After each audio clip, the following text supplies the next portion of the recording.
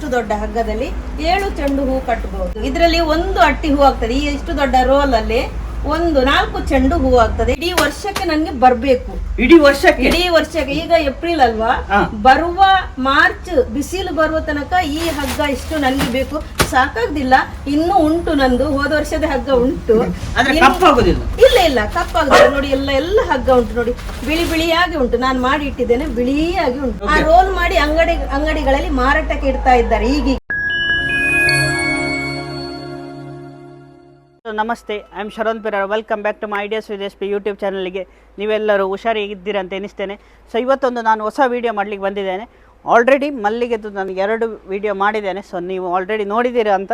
So ಆ video ನೋಡಲಿಲ್ಲ ಇದ್ದರೆ ನಾನು ಡಿಸ್ಕ್ರಿಪ್ಷನಲ್ಲಿ ಲಿಂಕ್ ಹಾಕ್ತೇನೆ, ಸೊ ನೀವು ನೋಡ್ಬೋದು. ಸೊ ನಾನಿವತ್ತು ವೀಡಿಯೋ ಮಾಡಲಿಕ್ಕೆ ಬಂದಿದ್ದೇನೆ ಬಾಳೆ ಎಲೆಯ ಹಗ್ಗ.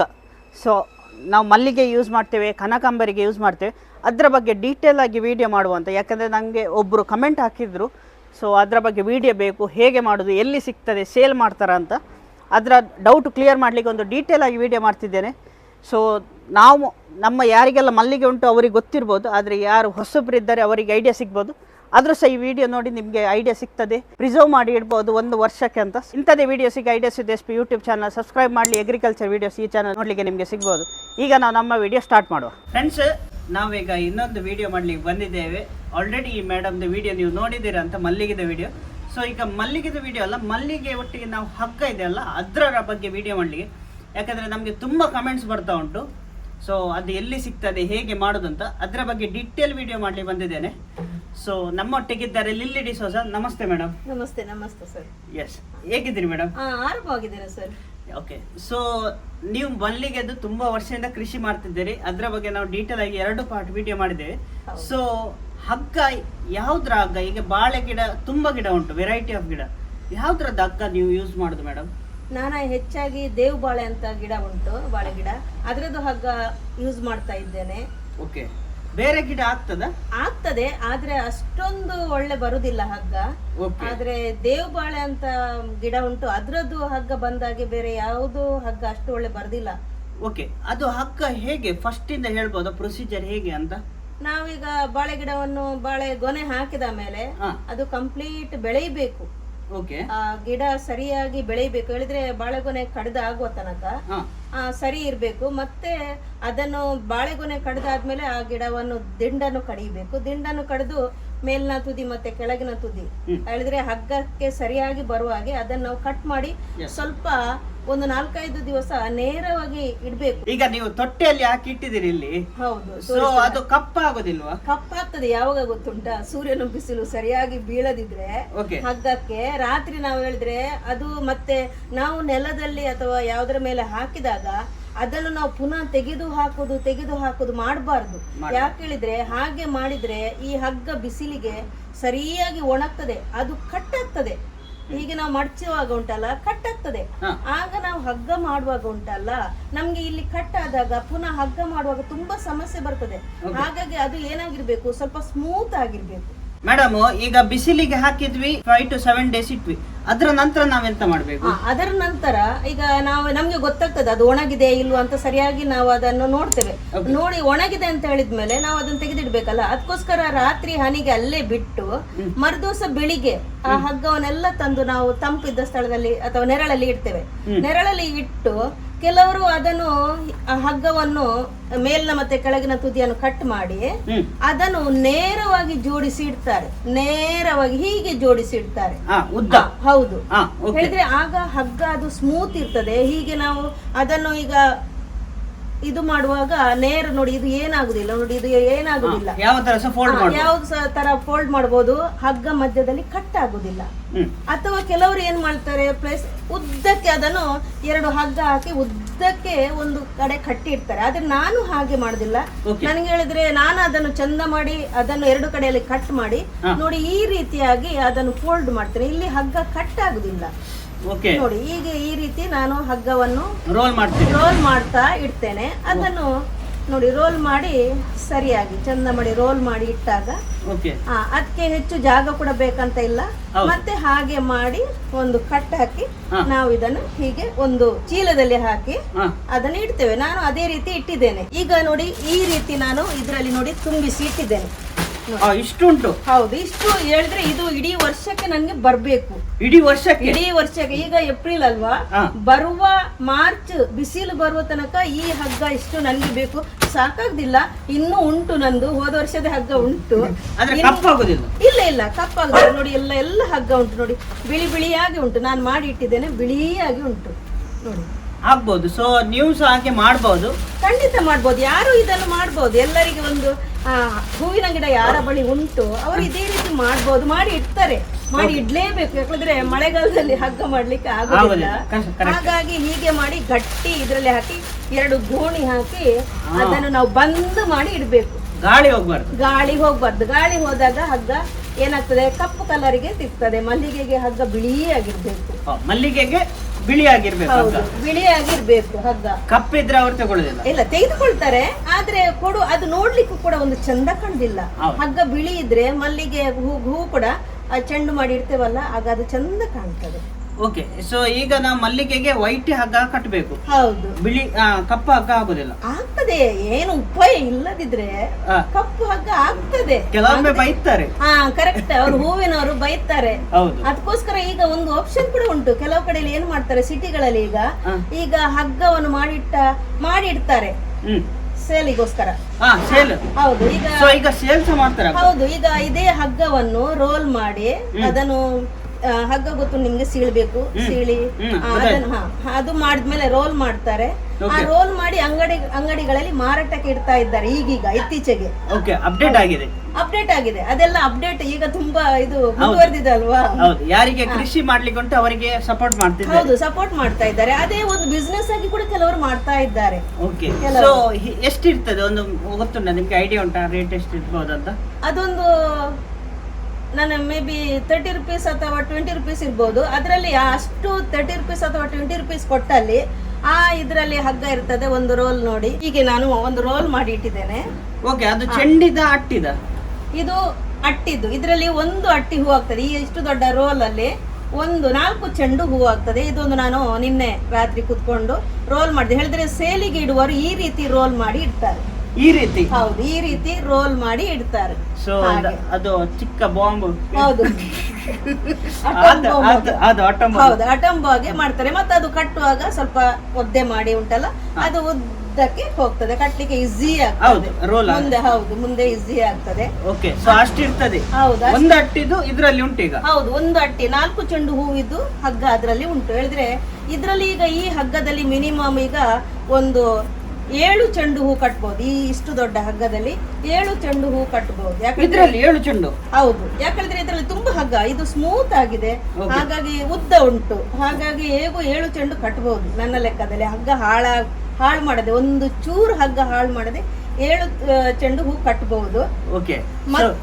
ಮತ್ತೆ ಕೂಡ ಯೂಸ್ ಉಂಟು. ಈಗ ನಾವು ಇದರದ್ದು ಏನ್ ಮಾಡ್ತೇವೆ, ಮೇಲಿನ ಭಾಗ ಮಾತ್ರ ಸೀಳಿ ತೆಗೀತೇವೆ. ಇದರ ಒಳಗಿಂದ ಒಂದು ಭಾಗ ಇರ್ತದೆ, 2 ಇದು ಇರ್ತದೆ ಇದರಲ್ಲಿ. ಹೇಳಿದ್ರೆ ಮೇಲಿನ ಒಂದು ಇದು ಲೇಯರ್, ಕೆಳಗಿನ ಒಂದು ಲೇಯರ್. ನೋಡಿ ಇಲ್ಲಿ ಕಾಣ್ತದಲ್ಲ ನಿಮ್ಗೆ, ಅದನ್ನ ನಾನು ಡಿವೈಡ್ ಮಾಡ್ತೇನೆ. ಡಿವೈಡ್ ಮಾಡಿ ಈ ಕೆಳಗಿನ ಲೇಯರ್ ಬರ್ತದೆ ನೋಡಿ. ಈಗ ನಾನು ಮಧ್ಯದಲ್ಲಿ 1-2 ತೆಗಿತೇನೆ.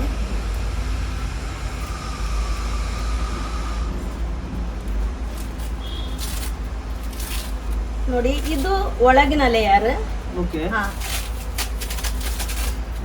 ಇದು ಒಳಗಿದೆ, ಇದು ಕೆಳಗಿದೆ. ಹೌದು, ಅದರಲ್ಲಿ 2 ಲೇಯರ್ ಉಂಟು. ಇದರಲ್ಲಿ ನೋಡಿ, ಇದು 2 ಲೇಯರ್. ಈಗ ಅದನ್ನು ನಾನು ಮಲ್ಲಿಗೆ ಕಟ್ಲಿಕ್ಕೆ ಯೂಸ್ ಮಾಡಿದ್ರೆ ನೋಡಿ, ಇಲ್ಲಿ ಹಗ್ಗವನ್ನು ಮಾಡ್ತೇನೆ ನಾನು. ಇಲ್ಲಿ ಹಗ್ಗ, ಇದು ಕೂಡ ಹಗ್ಗ ಮಾಡ್ಲಿಕ್ಕೆ ಆಗ್ತದೆ. ಈ ಹಗ್ಗವನ್ನು ನಾನು ಕನಕಾಂಬರ ಅಬ್ಬಲಿಗೆ ಉಂಟಲ್ಲ, ಹೌದು, ಈ ಅಬ್ಬಲಿಗೆಯನ್ನು ಕಟ್ಲಿಕ್ಕೆ ಯೂಸ್ ಮಾಡ್ತೇನೆ. ಇದು ಹೌದು, ಇದು ಹೇಳಿದ್ರೆ ಅಬ್ಬಲಿಗೆ ತುಂಬಾ ಸ್ಮೂತ್ ಆಗಿರ್ತದೆ ಅದರ ದಂಟು. ಹಾಗಾಗಿ ಇದು ಸ್ಮೂತ್ ಇದ್ದ ಇದು ಹಗ್ಗವನ್ನು ನಾನು ಕನಕಾಂಬರ ಅಬ್ಬಲಿಗೆ ಕಟ್ಲಿಕ್ಕೆ ಯೂಸ್ ಮಾಡ್ತೇನೆ. ಓಕೆ, ಮತ್ತೆ ಇದ್ರದ್ದು ಇಲ್ಲಿ ಮೇಲಿದ್ದು ಮಲ್ಲಿಗೆ ಕಟ್ಲಿಕ್ಕೆ ಯೂಸ್ ಮಾಡ್ತೇನೆ. ಅಂತೂ ಬಿಸಾಡ್ಲಿಕ್ಕೆ ಇಲ್ಲ. ಇದು ಟ್ರಿಕ್ಸ್ ಗೊತ್ತಿರ್ಲಿಲ್ಲ, ಇವತ್ತೇ ಹೌದು, ಗೊತ್ತಾದ. ಇದು ಟ್ರಿಕ್ಸ್ ಕೆಲವರಿಗೆ ಗೊತ್ತಿರುದಿಲ್ಲ. ನೋಡಿ ಒಳ್ಳೆ ಬರ್ತದೆ, ಇದು ಹೇಳಿದ್ರೆ ಸ್ಮೂತ್ ಉಂಟು, ಹಾಗಾಗಿ ಹಗ್ಗ ಒಳ್ಳೆ ಒಳಗಿನ ಲೇಯರ್ ಒಳ್ಳೆ ಬರ್ತದೆ ನಾವು ಎಳೆದಾಗ. ಅದೊಂದು ಪಿನ್ ತರ ನಾವು ಯೂಸ್ ಮಾಡ್ಬೇಕು. ಹೌದು, ಪಿನ್ ಯೂಸ್ ಮಾಡ್ಬೇಕು. ಕೆಲವರು ಅವರಿಗೆ ಬೇಕಾದಾಗೆ ನೋಡಿ ಈಗ ಬರ್ತದೆ ನೋಡಿ. ಅದರ ನಂತರ ನಾವು ಇದು ನೋಡಿ, ಈಗ ಅದು ಕೂಡ ಯೂಸ್ ಇದೆ ನೋಡಿ, ಇದು ಕೂಡ ಎರಡೂ ಯೂಸ್ ಇದೆ. ಸ್ವಲ್ಪ ಸಹ ವೇಸ್ಟ್ ಆಗೋದಿಲ್ಲ. ಇಲ್ಲ, ಹಗ್ಗ ಸ್ವಲ್ಪ ಸಹ ವೇಸ್ಟ್ ಆಗುದಿಲ್ಲ. ಈಗ ಡೈರೆಕ್ಟ್ ಇದ್ರದಿಂದ ಒಂದು ಲೇಯರ್ ತೆಗೆದ್ರೆ ಒಂದು ಅಲ್ಲ ಏನಾಗುದಿಲ್ಲ. ಈಗ ಹೇಳಿದ್ರೆ ಸ್ವಲ್ಪ ತೋರ ಬರ್ತದೆ. ಈಗ ನೋಡಿ ಇದು ಖಾಲಿ ಮೇಲಿದು ಮಾತ್ರ ಲೇಯರ್ ಉಂಟು ನೋಡಿ. ಈಗ ಹಗ್ಗ ಕೆಲವು ಕಡೆ ಅಲ್ಲಿ ಹಗ್ಗ ತುಂಡಾಗ್ತದೆ ಹೇಳಿದ್ರೆ. ಹೌದೌದು, ಅದು ಆಗ್ತದೆ ನೋಡಿ. ಈಗ ಇದು ಹಗ್ಗ ಸ್ಟ್ರೇಟ್ ಬಂತು. ಈಗ ಇದು ಮಲ್ಲಿಗೆ ಕಟ್ಲಿಕ್ಕೆ ಆಗ್ತದೆ. ಇದು ಕೂಡ ನೋಡಿ ಸ್ವಲ್ಪ ತೋರ ಬಂದಿದೆ. ತೋರ ಬಂದ ತಕ್ಷಣ ನಾವು ಅದನ್ನು ಪುನಃ ಸೀಳ್ಬೇಕಾಗ್ತದೆ. ಹೌದು, ಎರಡು ಮಾಡ್ಬೇಕಾಗ್ತದೆ. ಎರಡು ಮಾಡಿ ಪುನಃ ನಾವು ನೋಡಿ ಸೀಳಿ, ಅದು ಹೇಳಿದ್ರೆ ಕೆಲವು ಸಲ ಹಗ್ಗ ಕಟ್ಟಾಗ್ತದೆ. ಅದು ಹಗ್ಗ ಕಟ್ಟಾದದೆಲ್ಲ ಬಿಸಾಡಿ ನಾವು ಒಳ್ಳೆ ಹಗ್ಗವನ್ನು ಮಾತ್ರ ಹೂವು ಕಟ್ಲಿಕ್ಕೆ ನಾವು ರೆಡಿ ಮಾಡಿ ಇಡ್ಬೇಕಾಗ್ತದೆ. ಓಕೆ, ಎಷ್ಟು ಸಪುರ ಇರ್ಬೋದು ಅಂತ ಸ್ವಲ್ಪ ತೋರಿಸ್ತೀರಾ? ನೋಡಿ ಎಷ್ಟು ಸಪುರ ಬೇಕು. ಇಷ್ಟು ಸಪುರ ಇದ್ರೆ ನೋಡಿ ಇದು ಕರೆಕ್ಟ್ ಬಂತು. ಉದ್ದ ಕೂಡ ಹಾಗೆ ನೋಡಿ, ಇಷ್ಟು ಸಪುರ ಬೇಕು ಹಗ್ಗ. ಯಾಕಂದ್ರೆ ತುಂಬಾ ಸಪುರ ಆದ್ರೂ ಮಲ್ಲಿಗೆ ಹೂ ಕಟ್ಟಾಗ್ತದೆ. ಹೌದು, ಈಗ ನೋಡಿ ಇದು ಕರೆಕ್ಟ್ ಇಷ್ಟು ಇದಿದ್ರೆ, ದಪ್ಪ ತೋರ ಇದ್ರೆ ಅದು ಮಲ್ಲಿಗೆ ಕಟ್ಲಿಕ್ಕೆ ಸರಿಯಾಗಿರ್ತದೆ. ಓಕೆ, ನಮ್ಗೆ ಒಂದು ಕಮೆಂಟ್ ಬಂದಿತ್ತು, ಸೊ ಅದಕ್ಕೆ ಇದು ವಿಡಿಯೋ ಮಾಡ್ತಿದ್ದೇನೆ. ಅವರು ಕೇಳ್ತಿದ್ದಾರೆ ಎಲ್ಲಿ ಸಿಗ್ತದೆ, ಇಲ್ಲಿ ನೀವು ಸೇಲ್ ಮಾಡ್ತೀರಾ ಮೇಡಮ್? ಇಲ್ಲ ಸರ್, ಇಷ್ಟ ತನಕ ನಾನು ಅದನ್ನು ಸ್ಟಾರ್ಟ್ ಮಾಡ್ಲಿಲ್ಲ. ಮತ್ತೆ ನಿಜವಾಗಿ ಹೇಳುದಾದ್ರೆ ಹಗ್ಗ ಮಾಡ್ಲಿಕ್ಕೆ ತುಂಬಾ ಕಷ್ಟ. ನಾನು ರಾತ್ರಿ ಹೇಳಿದ್ರೆ ರಾತ್ರಿ ಕುತ್ಕೊಳ್ಳುದು ಹಗ್ಗ ಮಾಡ್ಲಿಕ್ಕೆ. ಯಾಕಂದ್ರೆ ಅದಕ್ಕೆ ನೋಡಿ ಕೆಲವು ಸಲ ಹಗ್ಗ ಏನಾಗ್ತದೆ, ಚೂರು ಹೆಚ್ಚು ಕಡಿಮೆ ಆದ್ರೆ ಅದು ಹಗ್ಗ ತುಂಡಾಗ್ತದೆ. ಹೆಚ್ಚು ಗಂಟು ಹಾಕಿದ್ರೆ ಮಲ್ಲಿಗೆ ಕಟ್ಟುವಾಗ ಅಲ್ಲಿ ಸಮಸ್ಯೆ ಆಗ್ತದೆ. ಹಾಗಾಗಿ ನಾನು ಇಷ್ಟ ತನಕ ಅದನ್ನು ಸ್ಟಾರ್ಟ್ ಮಾಡ್ಲಿಲ್ಲ ಹಗ್ಗ ಇದು ಮಾಡುದು. ಹಾಗಾಗಿ ನೀವು ರಾತ್ರಿ ಎಷ್ಟು ಗಂಟೆಗೆ ಮಾಡ್ತೀರಿ? ಈಗ ಇದನ್ನು ಈ ಒಂದು ಇಡೀ ಇದ್ರದ್ದು ಹಗ್ಗ ಮಾಡ್ಬೇಕಾದ್ರೆ ನನಗೆ ಮಿನಿಮಮ್ 1 ಗಂಟೆ ಬೇಕು. 1 ಗಂಟೆ ಬೇಕು. ಯಾಕಂದ್ರೆ ಅದನ್ನು ಕರೆಕ್ಟ್ ಸೀಳಿ, ಅದು 2 ಲೇಯರ್ ಉಂಟಲ್ಲ ಅದನ್ನು ಸಪರೇಟ್ ಮಾಡಿ, ಬೇಕಾದ ಲೇಯರ್ ಅನ್ನು ಮಾತ್ರ, ಮೇಲಿನ ಲೇಯರ್ ಅನ್ನು ಮಾತ್ರ ನಾನು ಯೂಸ್ ಮಾಡ್ತೇನೆ ಮಲ್ಲಿಗೆಗೆ. ಆದ್ರೆ ಕೆಳಗಿನ ಲೇಯರ್ ನಾನು ಹೆಚ್ಚು ಯೂಸ್ ಮಾಡುದಿಲ್ಲ. ಆದ್ರೆ ಯೂಸ್ ಆಗ್ತದೆ. ಓಕೆ, ಸೊ ಅದು ನೀವು ರಾತ್ರಿ ಮಾಡಿ ಹಗ್ಗ ಮಾಡಿ ಅದ್ ನೀರಲ್ಲಿ ಹಾಕ್ತೀರಾ ಸಪರೇಟ್? ಇಲ್ಲ ನೋಡಿ, ನಾನು ಈಗಾಗಲೇ ಮಾಡಿ ಇಟ್ಟಿದ್ದೇನೆ. ಇದು ಒಂದು ಚೆಂಡುದು? ಇಲ್ಲ, ಇದ್ರಲ್ಲಿ ಮಿನಿಮಮ್ 4 ಚೆಂಡು ಹೂ ಆಗ್ಬೇಕು. 4 ಚೆಂಡು ಅಂದ್ರೆ ಒಂದು ಅಟ್ಟಿ ಹೂ ಆಗ್ಬೇಕು. ಈಗ ಕಟ್ಟಿ ಇಡ್ಬೇಕು? ಹೌದು, ಈಗ ಕಟ್ಟಿ ಇಟ್ರೆ ಸೇಫ್. ಹೌದು, ಹೇಳಿದ್ರೆ ಮರು ದಿವಸಕ್ಕೆ ನಮ್ಗೆ ಸ್ವಲ್ಪ ನೀರನ್ನ ಹೆಚ್ಚು ಒದ್ದೆ ಮಾಡಬಾರ್ದು. ಹೆಚ್ಚು ಒದ್ದೆ ಮಾಡಿದ್ರೆ ಹಗ್ಗ ಕಪ್ಪಾಗ್ತದೆ. ಈಗ ಇದನ್ನು ನಾವು ಇವತ್ತು ರಾತ್ರಿ ಮಾಡಿಟ್ರೆ ಈಗ ಅದನ್ನ ನೀರಲ್ಲಿ ಹಾಕಿ ಏನ್ ಇಡ್ಬಾರ್ದು. ನಾಳೆ ಬೆಳಿಗ್ಗೆಗೆ ಹೂ ಕಟ್ಲಿಕ್ಕೆ ಈಸಿ ಆಗ್ತದೆ. ಈಗ ನಾನು ಕೆಲವು ಸಲ ಏನ್ ಮಾಡ್ತೇನೆ, ಸ್ಮೂತ್ ಆಗಿರ್ತದಲ್ವಾ, ಒಂದ್ಸಲ ಒಂದು 4-5 ಹೀಗೆದ್ದೇ ಇದು ಮಾಡಿ ಇಡ್ತೇನೆ, ರೋಲ್ ಮಾಡಿ ಇಡ್ತೇನೆ. ಅದು ಕೆಲವು ಸಲ 1 ವಾರಕ್ಕೆ ಯೂಸ್ ಮಾಡ್ತೇನೆ. 1 ವಾರಕ್ಕೆ? ಹೌದು, ಹೇಳಿದ್ರೆ ಒಂದು ತೊಟ್ಟೆಯಲ್ಲಿ ಹಾಕಿಡ್ತೇನೆ. ತೊಟ್ಟೆಯಲ್ಲಿ ಹಾಕಿಡ್ಬೇಕು, ಹೊರಗೆ ಇಡಬಾರ್ದು. ಹೊರಗೆ ಇಟ್ಟಾಗೆ ಸೂರ್ಯನ ಬಿಸಿಲು ಜಾಸ್ತಿ ಆದಾಗೆ, ಸೆಕೆ ಜಾಸ್ತಿ ಅದು ರಫ್ ಆಗ್ತದೆ. ರಫ್ ಆಗದಾಗ ಮಲ್ಲಿಗೆ ಹೂ ಆಟೋಮೆಟಿಕ್ ಕಟ್ ಆಗ್ತದೆ. ಅದು ಕಟ್ಲಿಕ್ಕೆ ಆಗುದಿಲ್ಲ, ನಮ್ಗೆ ಗೊತ್ತುಂಟು. ಹಾಗೆ ಮನೆಯಲ್ಲಿ ನಮ್ಗೆ ಸ್ವಲ್ಪ ಉಂಟು, ಹಾಗೆ ನಿಮ್ಗೆ ಗೊತ್ತುಂಟು. ಅದರ ಬಗ್ಗೆ ಹೆಚ್ಚು ನಾನು ಹೇಳ್ಬೇಕಂತ ಇಲ್ಲ. ಹಾಗಾಗಿ ಅದನ್ನು ಆದಷ್ಟು ಸ್ಮೂತ್ ಇರುವ ಈ ತೊಟ್ಟೆಯಲ್ಲಿ ಹಾಕಿಟ್ರೆ 1 ವಾರಕ್ಕೆ ನಾನು ಯೂಸ್ ಮಾಡ್ಬೋದು. ಒದ್ದೆ ಮಾಡಬಾರ್ದು. ಒದ್ದೆ ಮಾಡಿದ ತಕ್ಷಣ ನೀರಲ್ಲಿ ಹಾಕಿದ ತಕ್ಷಣ ಹಗ್ಗ ಕಂಪ್ಲೀಟ್ ಕಪ್ಪು ಬರ್ತದೆ. ಓಕೆ, ಸೊ ಯಾರಿಗೆ ಮನಸ್ಸುಂಟು ನೀವು ಮನೆಯಲ್ಲೇ ಮಾಡ್ಬೋದು. ಆದ್ರೆ ಬಾಳೆ ಗಿಡ ಇರ್ಬೇಕು. ಹೌದು, ಬಾಳೆ ಗಿಡ ಬೆಳೆಸಬೇಕು. ಆದ್ರೆ ಮಲ್ಲಿಗೆ ಕಟ್ಟಬೇಕಾದ್ರೆ ತುಂಬಾ ಕಷ್ಟ ಪಡ್ಬೇಕು. ಯಾಕಂದ್ರೆ ಮಣ್ಣಿನೊಟ್ಟಿಗೆ ನಾವು ಏನ್ ಮಾಡ್ಬೇಕು, ಕೆಲಸ ಮಾಡ್ಬೇಕಾಗ್ತದೆ. ಕಾಯಕವೇ ಕೈಲಾಸ ಹೇಳಿದಾಗೆ ತುಂಬಾ ವರ್ಕ್. ಮತ್ತೆ ಬಾಳೆ ಗಿಡವನ್ನು 1 ವರ್ಷ ತನಕ 1 ವರ್ಷ ಬೆಳೆಸಬೇಕು. ನಂತರ ಅದು ಇದು ಫಲ ಕೊಡೋದು.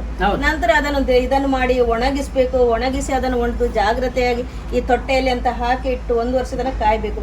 ಮತ್ತೆ ಹಗ್ಗ ಮಾಡುವಾಗ ಅದು ಸೀಳುವುದು ತುಂಬಾ ಹೇಳಿದ್ರೆ ತೋರ ಆಗ್ಬಾರ್ದು, ಸಪುರ ಆಗ್ಬಾರ್ದು, ಮೀಡಿಯಂ ಆಗ್ಬೇಕು.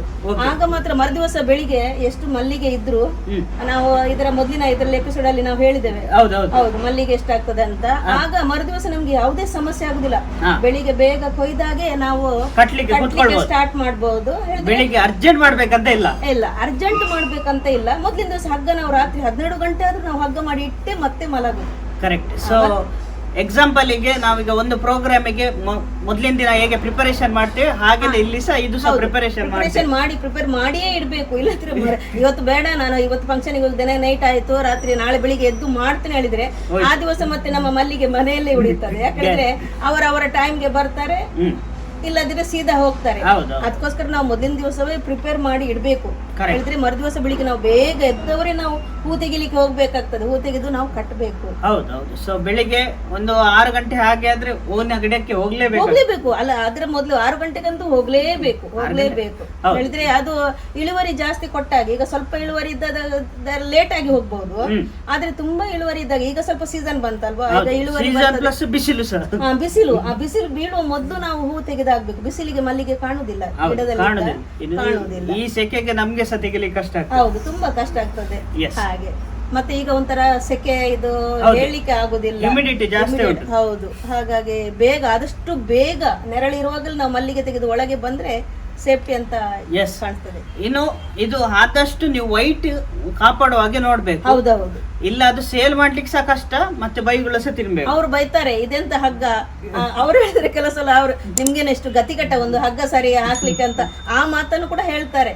ಆಗ ಸ್ವಲ್ಪ ಬೇಜಾರಾಗ್ತದೆ. ಅದಕ್ಕೋಸ್ಕರ ನಾವು ಮಲ್ಲಿಗೆ ಕೊಡುವಾಗ, ಯಾಕೆ ಹೇಳಿದ್ರೆ ನಾವು ಕೂಡ ಅವರು ಕೂಡ ಸೇಲ್ ಮಾಡ್ಬೇಕು. ಬಿಸ್ನೆಸ್ ಅಂದ್ರೆ ಹಾಗೇನೆ. ಅದಕ್ಕೋಸ್ಕರ ನಾವು ಆದಷ್ಟು ಬಿಳಿ ಹಗ್ಗ, ಎಲ್ಲಿ ವೈಟ್ ಹಗ್ಗ, ವೈಟ್ ಅಂತಲೇ ಹೇಳಿಕ್ಕೆ ಆಗುದಿಲ್ಲ, ಮೀಡಿಯಂ ಅಂತೂ ಕಪ್ಪು ಹಾಕ್ಲೇಬಾರ್ದು. ಮಲ್ಲಿಗೆ ಹೇಳಿದ್ರೆ ಮಲ್ಲಿಗೆ ಬಿಳಿ ಆಗಿರ್ತದಲ್ವಾ, ಹಾಗಾಗಿ ಹಗ್ಗ ಕೂಡ ಬಿಳಿಯಾಗಿದ್ರೆ ಒಳ್ಳೆ ಚಂದ ಕಾಣ್ತದೆ ಮಲ್ಲಿಗೆ. ಸೊ ಒಬ್ರು ಮಲ್ಲಿಗೆಗೆ ಕೃಷಿ ಮಾಡಿದ್ರೆ ಅವರು ಸಹ ಇದು ಮಾಡ್ಬೇಕು, ಮೊದ್ಲೇ ಮಾಡಿ ಇಟ್ರೆ ಒಳ್ಳೇದಲ್ಲ ಮೇಡಮ್? ಹೌದು, ಆದ್ರೆ ಇದು ಮಲ್ಲಿಗೆ ಕೃಷಿ ಸ್ಟಾರ್ಟ್ ಮಾಡಿದ್ರೆ ಅದು ಇಳುವರಿ ಕೊಡ್ಲಿಕ್ಕೆ ಕಡಿಮೆ ಅಂದ್ರೆ ಒಂದು 7-8 ತಿಂಗಳು, 1 ವರ್ಷ ಹೋಗ್ತದೆ. ಅಷ್ಟೊತ್ತಿಗೆ ಬಾಳೆ ಗಿಡವನ್ನು ನೆಡ್ಲೇಬೇಕು. ಇಲ್ಲಿ ಮಲ್ಲಿಗೆ ಗಿಡ ನೆಟ್ಟಾಗೆ ಆಚೆಯಿಂದ ಬಾಳೆ ಗಿಡ ನೆಡ್ಲೇಬೇಕು. ಯಾಕಂದ್ರೆ ಹಗ್ಗ ಆಗ್ಬೇಕು ಎರಡು ಕಡೆಯಿಂದ ಒಂದೇ ಟೈಮ್. ಆದ್ರೆ ಒಂದು ಆಪ್ಷನ್, ಯಾರಾದ್ರೂ ಬೇರೆ ಮನೆಯಿಂದ ತರಿಸುವುದಾದ್ರೆ ಅದು ತಂದು ಒಣಗಿಸಿ ಇವರಿಗೆ ಹಗ್ಗ ಮಾಡುವ ಇದೊಂದು ಆಪ್ಷನ್ ಉಂಟು. ಇನ್ನು ನಮ್ಮ ಆಚೆ ನಾವು ಬಾಳೆಯಲ್ಲಿ ಹಗ್ಗ ಯೂಸ್ ಮಾಡುದು, ಕೆಲವರು ನೂಲು ಯೂಸ್ ಮಾಡ್ತಾರೆ. ಅದು ಬಡ್ಕಳ ಮಲ್ಲಿಗೆ, ಅದು ಹೌದು.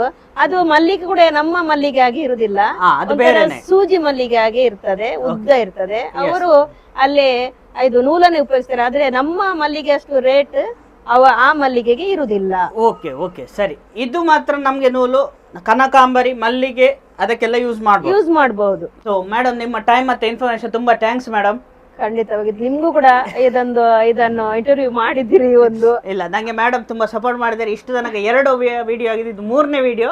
ಸೊ ತುಂಬಾ ಸಪೋರ್ಟ್ ಸಿಕ್ಕಿದೆ. ಇನ್ನು ತುಂಬಾ ಜನ ನೋಡಿದ್ದಾರೆ, ಕಮೆಂಟ್ ಹಾಕಿದ್ದಾರೆ. ಸೊ ಇನ್ನೊಮ್ಮೆ ಮೇಡಮ್ಗೆ ರಿಕ್ವೆಸ್ಟ್ ಮಾಡಿ, ಸೊ ಫ್ರೀ ಸಿಕ್ಕಿದ್ರು. ಸೊ ಇವತ್ತು ನಾವು ಶೂಟ್ ಮಾಡಿದ್ದೇವೆ. ತುಂಬಾ ಥ್ಯಾಂಕ್ಸ್ ಮೇಡಮ್. ಧನ್ಯವಾದಗಳು ಸರ್. ಸೊ ಈ ವಿಡಿಯೋ ನಾವು ಎಂಡ್ ಮಾಡ್ತಿದ್ದೆ. ಈ ವಿಡಿಯೋ ಇಷ್ಟ ಆದರೆ ಲೈಕ್ ಮಾಡಿ, ಆದಷ್ಟು ಜನರಿಗೆ ಶೇರ್ ಮಾಡಿ. ಇದೊಂದು ಇನ್ಫಾರ್ಮೇಷನ್ ವಿಡಿಯೋ. ಇಂಥದ್ದೇ ವಿಡಿಯೋಸಿಗೆ ideas with S P YouTube channel subscribe ಮಾಡಿ ಮತ್ತೆ ಸಪೋರ್ಟ್ ಮಾಡಿ. ಇನ್ನೊಂದು ವಿಡಿಯೋಲಿ ಸಿಗುತ್ತೇನೆ. ಬಾಯ್ ಬಾಯ್.